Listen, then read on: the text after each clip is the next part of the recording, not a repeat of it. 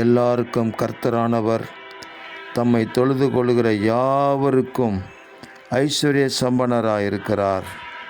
ஆதலால் கர்த்தருடைய நாமத்தை தொழுது கொள்கிற எவனும் ரட்சிக்கப்படுவான் என்று எழுதப்பட்டிருக்கிற தீர்க்க தரிசன வார்த்தைக்காக எங்கள் தேவாதி தேவனுக்கு கோடான கோடி ஸ்தோத்திரங்கள் உண்டாகட்டும். உண்மையாய் உம்மை தொழுது கொள்கிற, ஆவியோடு உண்மையோடு உம்மை தொழுது கொள்கிற உம்முடைய பிள்ளைகளை கர்த்தர் கனப்படுத்துகிற இந்த காலங்கள் வெளியரங்கமாகட்டும் என்று நான் ஜெபிக்கிறேன்.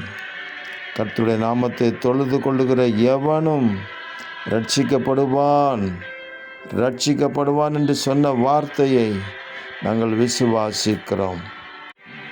நம்மை உண்டாக்கின கர்த்தருக்கு முன்பாக நாம் பணிந்து குனிந்து முழங்கார் படியிட கடவோம் வாருங்கள் என்று சொன்ன வார்த்தையை விசுவாசித்து பணிந்து குனிந்து முழங்கார் படியிட்டு உம்மை தொழுது கொள்கிற உங்கள் பிள்ளைகளை தேவரீர் 1000 மடங்கான ஆசீர்வாதங்களினால் நிரப்புவீராக. எங்கள் தேவன் அப்படி செய்கிறதற்காக ஸ்தோத்திரம். இரட்சகர் இயேசு கிறிஸ்துவின் நாமத்தில் ஜெபிக்கிறோம் பிதாவே. ஆமேன், ஆமேன், ஆமேன்.